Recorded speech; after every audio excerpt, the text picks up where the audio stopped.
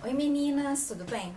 O vídeo de hoje eu vou estar falando um pouquinho sobre a minha vida de tentante e também como uma pessoa que tem trombofilia, né? E aí eu acho que vai ser muito interessante para as mães que estão aí na tentativa de ter seus bebês e também para as mães que têm trombofilia e estão aí também na mesma luta para poder seguir em frente com a gestação e também tentando engravidar.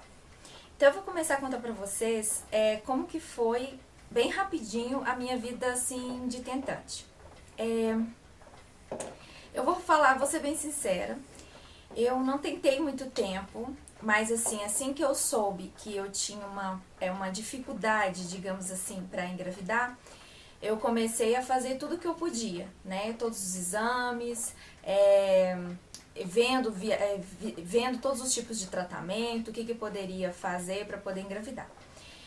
Eu tentei durante alguns meses e aí eu não consegui engravidar e eu não sabia o que estava acontecendo. Foi quando eu fui numa médica especialista para poder pesquisar e saber o que estava acontecendo, né, meninas? E aí ela me disse que eu tinha ovário policístico e tinha uma camada de endométrio muito espessa, muito grossa e que dificultaria, né, a gravidez, mas não impediria a gravidez. Eu já saí de lá um pouquinho triste, porque eu achei que seria, digamos assim, fácil, engravidaria rápido e não teria nenhum problema. Então eu já saí um pouco desanimada. E aí fui pra casa e falei assim, vou deixar acontecer e vamos tentar. E nessas tentativas eu engravidei e logo depois, com 4 a 5 semanas, eu perdi o bebê. E assim, foi muito triste, foi assim, muito complicado, porque é muito difícil você perder um bebê, principalmente tão esperado. E aquilo me marcou muito, me chocou muito, me deixou muito triste. E aí eu voltei na médica. Eu tô contando meio rapidinho pra vocês que a história é imensa, gente, mas dá pra entender um pouquinho melhor. Depois eu vou fazer várias etapas pra contar pra vocês. Mas então eu voltei nela e aí eu contei sobre o ocorrido, sobre que eu tinha perdido e tal. E aí ela falou assim, isso pode acontecer, em qualquer gestação pode haver, né, a perda do bebê. Isso é uma coisa, digamos assim, normal de acontecer. E vamos continuar tentando porque tem tudo pra dar certo. Você engravidou, então você vai ter a possibilidade de engravidar novamente rápido. Só que aí ela queria que eu esperasse um período, porque leva mais ou menos uns 6 meses depois do aborto, né? Teve um aborto espontâneo para poder engravidar de novo. Tem muitas que engravidam rápido, mas não é bom, né? E aí eu falei assim, bom, eu vou levar tempo pra engravidar, ter ovário policístico, vou tentar novamente. E aí, meninas, tentei, engravidei novamente, mesmo com ovário policístico e com endométrio espesso, tudo isso eu engravidei. E aí, 3, 4 semanas após, eu perdi novamente. Eu fiquei assim em choque. Eu falei, não, isso não é normal, isso não sei, mas eu não tô aceitando isso. E aí, beleza, eu procurei uma outra especialista, fui atrás de uma outra especialista que me deu um outro tipo de exame. E ela falou assim, olha, nós vamos fazer um exame genético, um rastreamento genético. Nós vamos fazer todos esses exames de sangue, de tireoide, de tudo que tem direito pra gente poder descobrir o que tá acontecendo. E aí tá, eu fiz todos os exames e nesse rastreamento e o exame de trombofilia também deu positivo para trombofilia. E eu tenho o fator 5 de Leiden, que é uma trombofilia que não necessariamente impede a gestação, mas dificulta, né? Na verdade, todas as trombofilias, nenhuma vai impedir que a gestação ocorra, mas tem umas que tem um agravo um pouco maior, tem que ter uma observação maior. A minha não era uma tão digamos assim, que necessitava tanto de acompanhamento, mas sim precisava acompanhar. E eu não escaparia das temidas injeções, né? Além disso, nesse rastreamento, ela descobriu que eu tinha hipotiroidismo. E esse hipotiroidismo foi devido durante esse período de engravidar e o período que eu perdi, porque antes eu tinha feito e não tinha nada, tá? Então, assim, nesse período todo, eu não sei se foi a questão hormonal, né, que fez a mudança mesmo da tireoide, ou se foi questões mesmo genéticas, né, que a minha trombofilia, no caso, é genética, ela vem, né, meu pai tem, e aí, geralmente, quem tem na família tem predisposição a desenvolver, a ter a trombofilia também. Então, assim, ela me explicou tudo, como teria que ser os cuidados, e assim que eu descobri a trombofilia, ela já me passou o AS pra eu começar a tomar antes mesmo de engravidar, um AS infantil mesmo, meninas. Mas cada pessoa toma uma dosagem diferente, um tipo de medicamento diferente. Eu não estou falando que deve tomar esse medicamento, eu estou falando no meu caso, o que eu tomei, tá? Assim, eu já estava tomando sulfato ferroso, ela me passou ômega 3 para eu tomar também. E eu já estava tomando todos os medicamentos bonitinhos, só esperando. Só que ela falou, agora vai demorar um período, porque você teve 2 abortos, então tem que ter paciência e tal. E assim que tiver o positivo, a gente tem que começar o tratamento, né, para poder ajudar a gestação a seguir em frente, que seria as injeções de enoxaparina. No meu caso, eu estava tomando Fragmin, eu teria que tomar Fragmin 5.000 unidades, e aí, depois, durante a gestação, eu tive que mudar para enoxaparina. Vou contar pra vocês o porquê. Mas então, mais ou menos um mês depois disso, eu engravidei novamente e aí veio o desespero. Eu já voltei logo nela, na minha médica, pra gente poder começar o acompanhamento. Ela já pediu todos os exames de gestacionais, todos bonitinhos. Eu fiz tudo de novo. Já entrei tomando medicamento para hipotiroidismo e ela já me passou então a heparina que eu tava tomando, o Fragmin 5.000 unidades. Gente, assim, para as mães que estão tomando, sabem muito bem que isso não é uma coisa agradável de se tomar. Não é uma injeção agradável, na verdade, nenhuma injeção é agradável, mas ela tem um fator horrível que ela arde muito e dói muito. Então eu sentia como se um bezetáceo eu estivesse entrando toda vez. Mas a gente tem que pensar que você está fazendo isso pelos nossos príncipes e princesas, os bebês tão esperados e sonhados. Então, assim, a dor acaba sendo inferior diante de tanta vontade de ter um filho, de poder seguir em frente com a geração, né? Passar, ter um filho e levar adiante a geração. Então, eu fiquei, assim, meio preocupada, principalmente porque é uma injeção muito cara. O governo paga, o SUS paga, só que o que acontece? É muito burocrático, você precisa de encaminhamento, mais os papéis, um relatório clínico indicando que você tem necessidade, você dá entrada no sistema de saúde, você vai lá no PSF, dá entrada, e aí tem que esperar, é uma burocracia imensa. E eu já estava grávida e estava demorando, então eu tive que comprar. É uma injeção muito cara, não custava nada barato pra mim, mas assim, eu tive que tomar e fazer o quê? Então, para as mães que têm trombofilia, estão na luta tentando engravidar e ainda não iniciaram a tomar as injeções são o seguinte, cada mulher, dependendo de cada trombofilia, toma um tipo de injeção, tá? Tem injeção de 2.500 unidades e tem injeção de 5.000 unidades, e aí tem outras marcas, tem enoxaparina, tem heparina, tem Fragmin e tem outras também. E aí, isso depende muito da indicação médica, indicação clínica e também do tipo de trombofilia que você possa ter, tá? E os locais de aplicação são sempre coxa, interno de coxa, porque o interno de coxa dói bem menos, né? Abdômen e flancos, que é essa gordurinha que tem aqui do lado. Pelo menos pra mim, são as regiões mais interessantes de se aplicar, porque são as regiões que menos dói.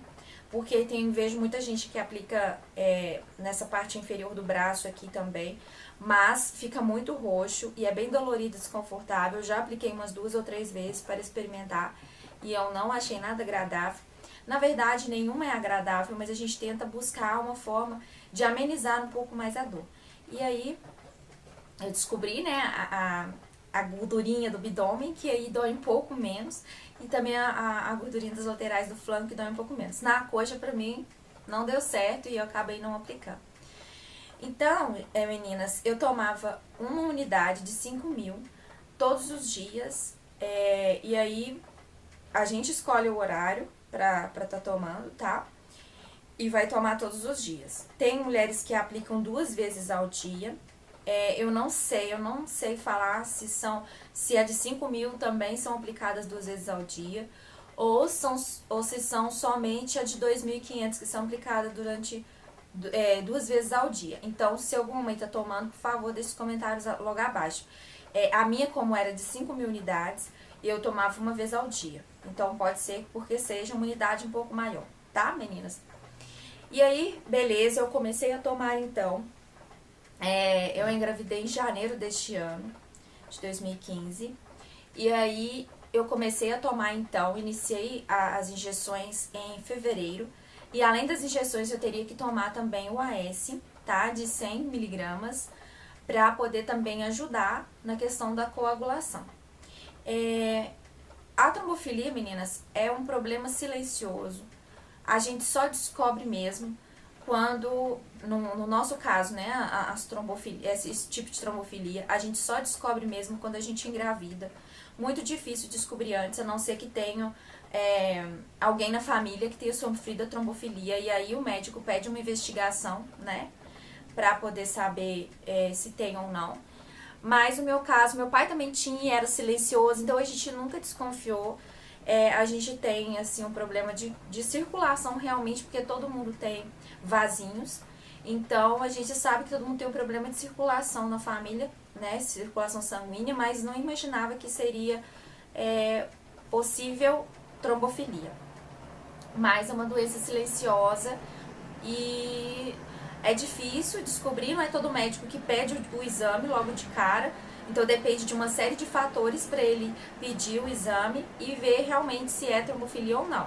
Uma coisa que eu acho muito ruim, porque eu acho assim, se logo de cara a mulher tá tentando e tá com uma dificuldade, ou então perdeu o bebê, o primeiro bebê, na verdade eu acho que deveria ser um exame primordial, desde quando a mulher tá tentando engravidar.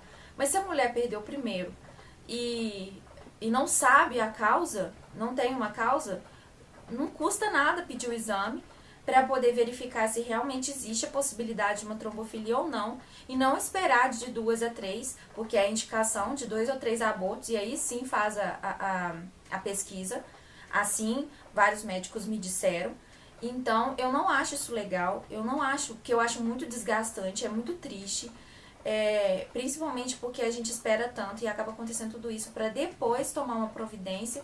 Então eu achei assim, eu acho que deveria ter sim um exame específico para trombofilia no pedido, né, médico, quando a mulher está tentando engravidar. Porque aí já diminuiria as chances da mulher perder o bebê e já descobrir logo de cara o que está acontecendo, né, meninas? Mas a saúde do Brasil é meio complicado. E aí, eu tenho plano de saúde, foi por plano que eu tive que investigar, porque também o rastreamento genético não é barato. Então, assim, graças a Deus eu tive a condição de fazer, mas eu fico triste porque muitas pessoas não têm. E eu acho que isso teria que mudar. Eu acho que é muito importante isso mudar e dar mais chance, principalmente facilitar, então, a entrega da heparina, porque, meninas, eu fiquei 9 meses de gestação aguardando a medicação e eu não recebi. Na verdade, eu não fiquei 9 meses, né, meninas, porque eu vou contar pra vocês. Mas o meu plano pagou uma parte da minha injeção e eu paguei outra parte. Então, meu plano fez o que o SUS poderia ter feito, que era me dar a medicação, mas, como sempre, eles demoraram a me dar a medicação e eu não poderia, E aí depois, como eu já estava utilizando, virou uma confusão danada e não me deram a medicação. E aí eu tive que pagar durante toda a gestação. Mas isso não vem ao caso. Todo mundo já sabe que é muito difícil conseguir tudo no Brasil em questão de saúde. Então todas já sabem. Então assim, se tem trombofilia, corre atrás. Já começa logo cedo a correr atrás. Porque realmente demora muito. Tem alguns estados que não... que eu vejo algumas meninas que eu tenho um grupo de trombofilia, né? E no WhatsApp. Depois eu vou deixar nos comentários quem quiser entrar no grupo e aí eu adiciono.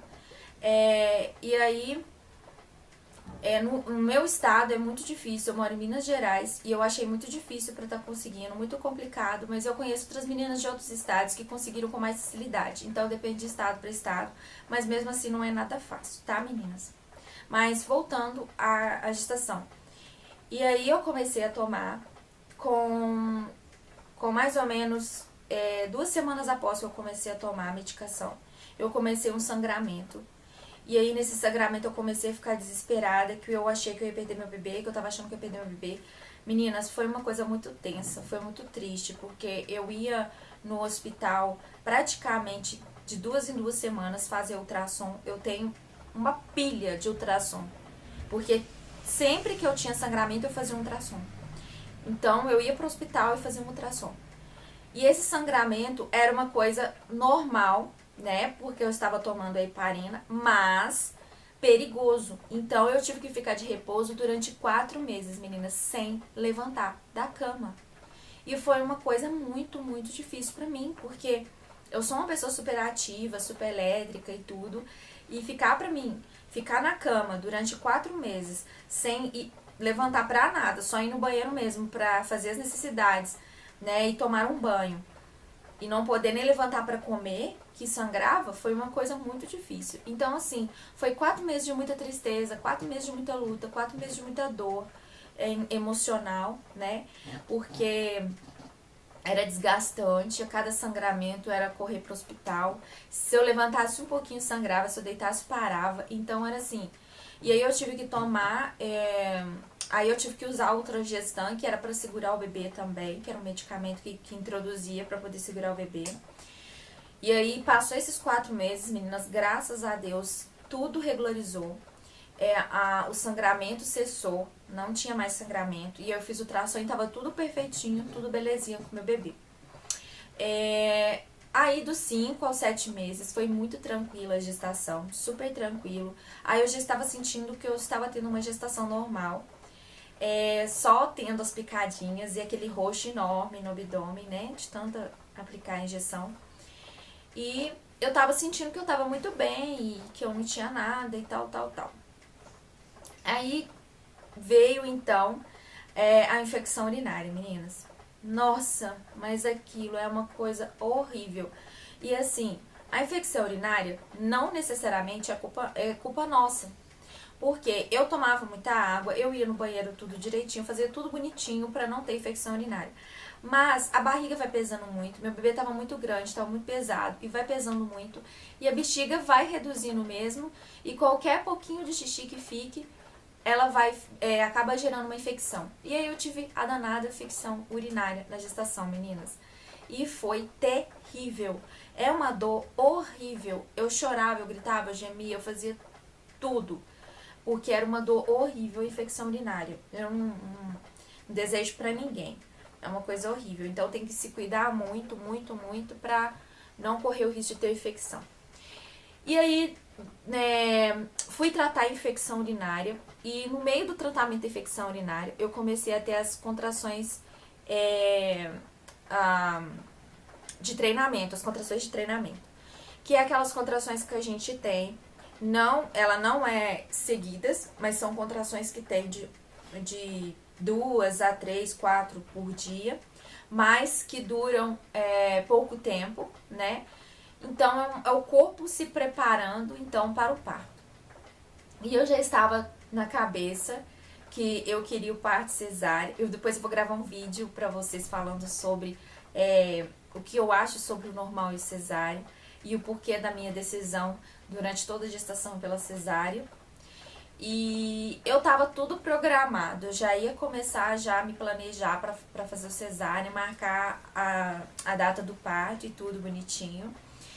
E eu comecei essas contrações de treinamento, eu comecei a ficar muito preocupada. E durante a semana ela foi só aumentando, aumentando e aumentando. E assim, eu voltei na médica, porque aí eu já tinha consultas a cada 15 dias. Eu voltei na médica e isso eu já estava com quase 8 meses de gestação. Tava entrando pro 8º mês. Voltei na médica e falei pra ela, olha, estou tendo a contração, né? E tá saindo um muco. Começou a sair um muco bem amarelo, parecendo como se fosse um catarro mesmo, uma coisa bem grossa, gelatinosa, uma clara de ovo, com uma cor de, sei lá, ela é meio amarelada, marronzada, e ela varia conforme os dias. E aí começou a sair esse muco, e ela falou pra mim que era... eu esqueci o nome, meninas, eu não me lembro, mas era o mucozinho que ficava ali no útero, fechando o útero, né, protegendo contra as infecções que passam pro útero através do canal vaginal. Então, eu estava perdendo aquele muco e ela falou, olha, você está em treinamento, não tem problema você perder, isso não vai indicar que vai ter um parto ou não. Muitas mulheres perdem e ainda continuam levando a gestação para frente, mas de qualquer forma a gente vai agendar seu parto para 38 semanas, porque seu bebê tá grande, e até chegar, né, no 9º mês, até o final do 9º mês, 40 semanas, ele vai estar muito grande, eu sou muito pequenininha, e acabava que ia prejudicar um pouquinho, porque ele já estava bem grande mesmo, pesado. Então, eu falei assim, então tudo bem, a gente vai agendar, beleza. E fui embora pra casa. Quando foi mais ou menos, assim, de 3 a 4 dias após essa consulta, eu tive uma contração muito forte. Eu falei, nossa, meu Deus, se isso não for parto, eu não sei como que uma pessoa suporta um parto, porque foi uma dor horrível. E aí ela durou mais ou menos uns 30 segundos e passou. Aí eu falei, então, passou. Passou 5 minutos, meninas, vieram outra que durou o mesmo tempo. Aí eu falei, vamos para o hospital. Cheguei no hospital, me colocaram no soro e pediram para aguardar e comecei a contração e tal. E ela olhou, né, fez o toque, viu que eu estava com 1,5 centímetro de dilatação. Ela falou comigo, olha, pode voltar para casa porque precisa de uma contração mais rigorosa para poder ter a dilatação pro parto. Eu falei, meu Deus, mas eu não quero parto normal, de forma nenhuma. E já fiquei tensa, fiquei nervosa, não queria o parto normal. Porque eu tinha muito medo do parto normal. E aí eu voltei pra casa, porque eu tomei as medicações lá, e aí passou. Eu não tive mais dilatação, fiquei 5 horas no hospital e não dilatei nada. Então mandaram eu ir embora pra casa. Cheguei em casa, fiquei mais 3, 4 dias com muita dor, meninas, muita dor. E aí eu tinha consulta numa sexta-feira, isso era numa quinta-feira, eu com muita dor. Aí eu falei, eu não vou pro hospital, vou esperar até amanhã, porque amanhã eu já vou ter que ir pra consulta. Cheguei no hospital pra consulta, e aí na consulta a doutora fez o toque e falou, olha, você já está com quase 3,5 para 4 centímetros de dilatação, você vai internar agora. Aí eu falei, hã? Que aí eu fiquei meio chocada, porque eu não estava preparada, eu não levei nada, eu não sabia que eu ia ter um bebê naquela hora. Pra mim, eu tava tendo só uma contração de treinamento, horrorosas, mas eu tava tendo, então eu estava totalmente despreparada e a médica já estava me internando. Veio aquele desespero, eu falei, o quê? Vai ser normal? Ela vai ser normal. Você tem tudo pra ter o normal. E aí a gente começa a mudar a cabeça ali tudo, porque eu já estava totalmente preparada pro parto cesárea, cabeça toda preparada, eu já sabia o que eu ia passar depois do parto. E aí veio de uma hora pra outra ali o normal, eu falei, meu Deus do céu, meu Deus. E aí eu fui, eu só pensava no meu bebê, eu falei, seja o que Deus quiser, eu só quero que ele venha ao mundo bem. E eles me internaram, né? No período da internação, até a sala de preparo pro parto, eu dilatei mais 3 centímetros, eu cheguei a 7 centímetros e a dor veio que veio, uma coisa horrível. Eu implorava pela anestesia, porque eu não tava aguentando mais. E aí eles me deram a peridural, né? E graças a Deus, assim, a dor diminuiu bastante, não sumiu, mas diminuiu bastante, então deu pra relaxar um pouquinho e ficar mais tranquila. Eu falei, então assim o parto vai ser bacana. Logo depois que me deram, ela praticamente induz, né, a contração novamente, a dilatação. E aí eu pulei de 7 pra 10 assim, ó, puf, de uma hora pra outra. Quando eu senti aquela dor, assim, horrorosa, horrorosa, eu gritei a médica, falei, socorro, que eu tô morrendo. Eu entrei em desespero. E aí chegou o médico, ele tirou, né, o cobertor pra poder olhar. E ele falou, a cabeça do bebê já tá aqui embaixo, vamos correr. E aí correram comigo pra sala de parto e eu desesperada, eu não sabia o que eu fazia. Eu tenho tudo filmado, meninas, aí eu vou postar também aqui pra vocês verem o parto. E saí desesperada. Quer dizer, eles saíram comigo desesperados na maca, me jogaram para um lado e para o outro, correndo, e mandaram eu cruzar as pernas até chegar lá na sala, porque o bebê tava saindo e eu não tava entendendo nada. E aí eu falei, nossa, a dor pelo menos tá suportável, né? E beleza, e fui. Aí cheguei na sala de parto, aquela correria, um monte de gente pra lá, e aí eu comecei a sentir uma dor muito maior do que eu já estava sentindo. E foi assim, é inexplicável, meninas, inexplicável. E aí, eu gritava, me dá anestesia, pelo amor de Deus. Pelo amor de Deus, eu preciso de anestesia. Aí a médica chegou perto de mim e falou assim, não tem como, porque já tá em processo, né, de parto, e é melhor você fazer força e tirar do que aplicar a anestesia, que não vai praticamente pegar, não vai resolver nada. Aí eu falei assim, então tá, o que eu tenho que fazer? Que eu vou botar meu filho pra fora. E aí me deram uma grade que ficava de um lado do outro, eu grudei na grade, não esperei nem o tempo da contração. E fui fazendo força, força, força. Eu fiquei sem ar, porque eu fiz tanta força, me colocaram no oxigênio, mas eu continuei fazendo força. Aí, assim, não vou nem falar nada, porque a dor não tem como explicar. Mas, graças a Deus, foi muito rápido. Assim que ele saiu, que ele nasceu, a dor acabou. É impressionante, meninas, você sofre tanto, mas quando o bebê sai, parece que não aconteceu nada, nada. Parece que a gente nem teve um parto. E aí eu teve que cortar, né? Porque eu não tive passagem suficiente para bebê. E esse é um pouco desconfortável, um pouco incômodo. E graças a Deus, quando ele veio ao mundo, eu olhei pra ele e vi. Ah, e outra coisa, meninas, que eu não falei pra vocês, meu bebê nasceu prematuro, tá? Porque até 36 semanas é considerado prematuro, e ele nasceu de 36 semanas, porque eu estava entrando pro 8º mês, como eu falei pra vocês. Ele teria que nascer no dia 2 de outubro e nasceu no dia 4 de setembro. E assim, Deus foi tão maravilhoso que ele nasceu com quase 3 quilos e 48 centímetros. Ele nasceu com peso muito bom, nasceu grande. Ele nasceu muito bem, não precisou ir pro UTI neonatal. Oi, meu amor, você ouviu falando de vocês? Ele tá aqui do lado, meninas. E ele nasceu super bem e eu fiquei super satisfeita, super agradecida a Deus depois de tanta luta, tanta dificuldade. E ele nasceu bem, mesmo prematuro. Eu fiquei no hospital, meninas. O parto normal a gente fica 24 horas, mas eu fiquei 72 horas, porque ele nasceu prematuro e eu tive que ficar. E também porque eu não dei leite no hospital, então eu não tive como amamentá-lo no hospital. Ele tomou complemento. E aí isso é tema para um próximo vídeo, que eu vou falar pra vocês sobre essas dificuldades do aleitamento materno.